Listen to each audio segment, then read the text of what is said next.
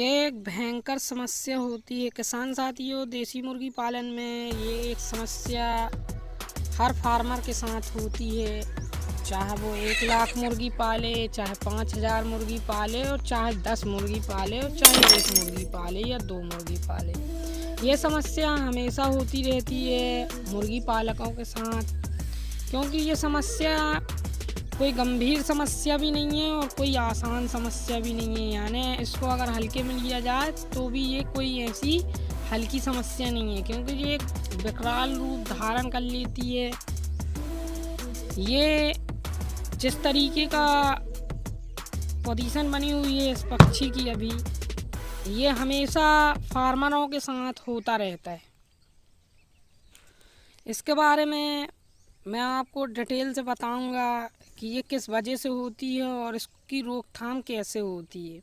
जैसा कि किसान साथियों, आप बहुत सारे बच्चे एक साथ रखते हैं और उनमें तादाद की ज़्यादा या कम ज़्यादा होते रहते हैं। ऐसे ज़्यादा तादाद वाले बच्चों में ये गंभीर समस्या देखने को मिलती है। इसका कारण क्या होता है वो भी मैं आपको आज बताऊंगा, और उससे बचाव की प्रक्रिया भी बताऊंगा कि इसको बचाने के लिए किस चीज़ का उपयोग करना चाहिए और कौन सी चीज़ है जो इस समस्या से अपन को समाधान दे सकती है। दोस्तों, अगर बड़े फार्मर हैं आप या छोटे फार्मर हैं, उनके लिए भी ये बहुत बेस्ट चीज़ है। ये एक ऐसे लक्षण होते हैं पक्षी में जो बहुत ज़्यादा विकराल रूप धारण कर लेते हैं, और इसकी वजह से जो है फार्म का फार्म भी नष्ट हो जाता है। कैसे हो जाता है? अपनी ज़रा सी लापरवाही की वजह से हो जाता है जी। तो इससे बचने के लिए लास्ट में मैं इसकी कुछ टिप बताऊंगा आपको कि इसको बचाया कैसे जाता है। किसान साथियों, मुर्गी फार्मिंग जब भी आप करें तो कुछ चीज़ों का विशेष ध्यान रखें कि इनमें कौन सी बीमारियां और कौन से लक्षण पाए जाते हैं। जैसे कि ये एक जो रोग देख रहे हो आप, ये रोग ही बोलूँगा मैं। ये रोग क्यों होता है? ये रोग नहीं है, वैसे ये रोग नहीं है, लेकिन ये एक रोग ही बोला जाएगा इसको। अगर साइंस के नज़रिए से देखा जाए तो किस चीज़ की कमी की वजह से ये ऐसा होता है। किसान साथियों, जब आप ढेर सारे पक्षी रखते हैं तो उसमें ऐसे लक्षण आ जाते हैं। जानवर ज़्यादा तादाद होने के कारण जो है, पक्षी ज़्यादा संख्या होने के कारण, और उम्र किसी की ज़्यादा किसी की कम, उसके कारण भी ये हो जाता है। अब आपको निर्धारित करना है कि आपकी कितनी मुर्गियाँ हैं, है ना। इसके हिसाब से दवा जो है काम करेगी। इसकी भी दवा है और बहुत आसान दवा है, कोई ख़ास दवा नहीं है। आप चाहें तो उसका उपयोग कर सकते हैं। जैसा कि मुर्गी पालना आप चाहते हैं तो इसमें एक नोटबुक बनाएं कि हमारी मुर्गियों को कब कब कैसे कैसे कौन कौन से रोग आए थे, इससे और कौन सी दवा का हमने इस्तेमाल किया था, कब किस चीज़ का उपयोग किया था जिससे हमारी मुर्गियों को फ़ायदा हुआ था, कौन सा महीना था, कौन सा सीज़न था, वो बारिश के दिन थे कि गर्मी के दिन थे। इससे एक रिकॉर्ड बन जाएगा आपका, और पूरा 12 महीने का अलग अलग मौसम और बदल थी या बिना बदल थी, यानी सर्दी का मौसम, गर्मी का मौसम, या बदल थी, या गर्मी में बदल थी, या सर्दी में बदल थी। तो इसका प्रभाव भी आपको बहुत बढ़िया देखने को इसका रिजल्ट मिलेगा, और किस समय में आपने किस दवा का उपयोग किया है, तो उससे सटीक जानकारी ये हो जाएगी कि हर इंसान को इतना याद नहीं रहता है। याद इंसान भूलता है, जिसको पूरा याद रहे वो इंसान भी नहीं है, और जिसको कुछ याद ना रहे वो भी इंसान नहीं है। भूलना ज़रूरी है, क्योंकि कुछ ऐसी घातक चीज़ें होती हैं, इंसान जब नहीं भूल पाता तो उसको सोचने की बीमारी लग जाती है, और वो फिर वो कोई काम नहीं कर पाता। तो भूलना भी ज़रूरी है, और वो कुछ बार बार भूल जाता है। 2 मिनट पहले याद था और भूल जाता है, तो याददाश्त कमज़ोर हो, तो इसमें भी कमी होती है इंसान के अंदर। तो ये चीज़ें के हिसाब से तो मेरा तो ये कहना है कि आप अगर लिख लेते हैं फार्मिंग में तो बहुत अच्छा माना जाएगा, क्योंकि लिखने से अपन को ये मालूम होगा।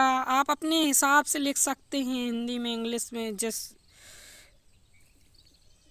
क्लास के पढ़ेंगे आप उसके हिसाब से लिख सकते हैं, क्योंकि नोटबुक में लिखने में फ़ायदा ही होगा, नुकसान नहीं होगा। दिन तारीख ज़रूर डालें और कैसा मौसम था इसके बारे में अगर डिटेल डालते हैं तो बहुत अच्छा माना जाएगा।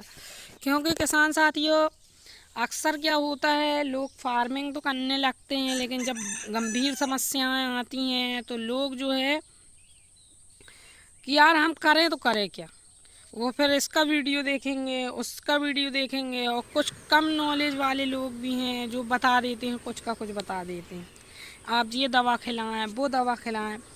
तो दवा के चक्कर में जानवर बनने की बजाय और बिगड़ जाता है। जैसे कि अंडा देती हुई मुर्गी को अगर आप ज़्यादा हीडिंग दवा दे देंगे तो या वो अंडा बंद कर देती है, या कि उसका लीवर कमज़ोर हो जाएगा, या कि उसमें एनर्जी ज़्यादा आ जाएगी, तो अंडे इसकी वजह से भी रुक जाते हैं। और मुर्गी जो बहुत नाजुक होती है, इसका कोई इलाज नहीं है। पहला तो इसका कोई इलाज ही नहीं है, मेडिकल साइंस में इसका कोई इलाज नहीं है। आज तक कोई ऐसा डॉक्टर पैदा नहीं हुआ जो इसकी दवाई बता दे सटीक। इसका दवाई जो है सटीक, जो है सावधानी, सटीक इलाज सावधानी। अगर आपका एक वर्ड बीमार हुआ है उसको तुरंत जो है आप झुंड से अलग कर दें, ये इसका पहला इलाज और सटीक इलाज है। जिस जगह में पानी ज़्यादा गिर गया है, गंदगी ज़्यादा हो गई, उतना एरिया आप ऐसे खोद करके उसमें कोई भी गैस बन सकती, जहाँ डब्बा फीडर वगैरह रखे रहते हैं वहाँ गैस उत्पन्न हो जाती, तो वहाँ की पूरी जो है जो भी आपका है उसमें भूसा प्याल जो भी डला है, जैसे धान की छिलके हैं या मूंगफली के छिलके हैं या बरूदा है, तो उस जगह को आपको खोद करके उतनी जगह को फेंक देना है। पहला काम ये करना है। ज़रा सा अगर गीला है तो उसको हल्के में ना लें, फार्मर भाइयों के लिए बता रहा हूँ मैं।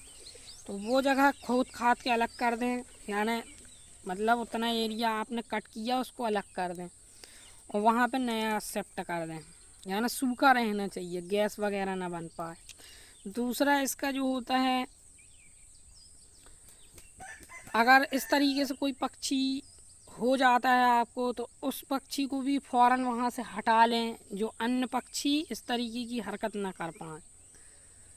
तो किसान साथियों, ये कुछ सावधानियां होती हैं, जैसे कॉक्सिंग आपको अगर नज़र आ रही है, लाल लाल लैट्रिन करने लगती है मुर्गी, तो कितनी मुर्गियां लैट्रिन कर रही हैं, अगर आपकी कम मुर्गी हैं तो आपको जल्दी पता लग जाएगा। तो उन मुर्गियों को भी आप छांट करके के झुंड से अलग रख दें और वहाँ से दूर रखें, उनका दाना पानी अलग रखें। ये सावधानी है पहली, यही इसका इलाज है। अगर आपके 1000, 10,000, 15,000 या लाख मुर्गी पली हैं और इस तरीके की स्थिति हो जाती, आपने शुरू में पाले हैं, तो इसका एक इलाज है। जैसे कि 1 किलो नमक ले लें आप, नमक का घोल बना करके पूरी मुर्गियों को देना है। उससे जो भी खनिज की मात्रा, जो भी कमी होगी वो दूर होगी। सबसे पहले तो इनको नींद आना शुरू हो जाएगी। जब नमक का आप घोल पिलाओगे तो इनको नींद आना यानी सुकून मिल जाएगा, इनकी जो एनर्जी डाउन हो जाएगी, थोड़ी सी डाउन हो जाएगी। इस नमक का पानी पिलाने से डाउन हो जाते हैं, फिर एक दूसरे को नोचते नहीं हैं, नहीं तो बहुत सी मुर्गियों को पिछवाड़ा खा जाते हैं। मैंने जब 1000 मुर्गी पाला था तो उसमें ये हुआ था कि मैं एक देखूं, दो देखूं, पीछे से पूरी आंतें निकाल के यहाँ तक कि किडनी गुर्दा तक खा जाते थे, खाली ढांचा मिलता था, पिछवाड़े का हिस्सा पूरा खोल के खा जाते थे। तो मैंने इसी चीज़ का उपयोग किया था, नमक का घोल पिलाया था इनको और कोई दवा का उपयोग नहीं किया था।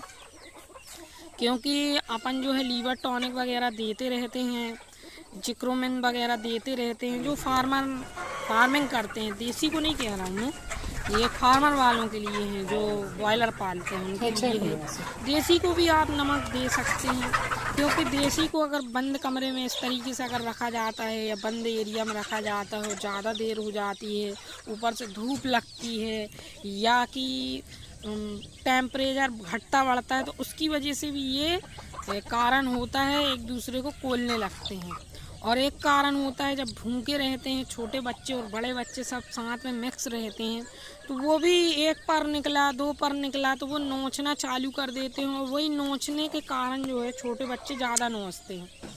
तो वहाँ से खून निकलेगा तो फिर और नोचेंगे, नोचते नोचते जो है इस तरीके की स्थिति बन जाती है, जानवर एकदम कमज़ोर हो जाता है और वहाँ पे वो चिल्ला भी नहीं पाता है। अगर किसी भी तरीके की इस तरीके की हरकत होती है आपके यहाँ, छोटे बच्चे हैं तो उनको फ़ौरन पकड़ करके अलग कर लें जिस बच्चे के साथ ऐसा हो रहा है। और सारी मुर्गियों को आप जो है नमक का हल्का घोल बनाकर, जैसे कम मुर्गी हैं तो थोड़ा सा बनाएं, 1000 मुर्गियों में आप 1 किलो नमक का घोल बना करके उनको पानी में रख सकते हैं। ऐसा आपको 2 से 3 बार करना होगा, दिन में 1 बार कर दें 24 घंटे में, मुर्गियाँ कंट्रोल हो जाएंगी। और ये एक्स्ट्रा एनर्जी जो वो लगाने लगती हैं मुर्गी, यानी बॉयलर वगैरह भी इस तरीके की एक्स्ट्रा एनर्जी लगाने लगते हैं, देसी भी लगाने लगती हैं। तो इस तरीके की स्थिति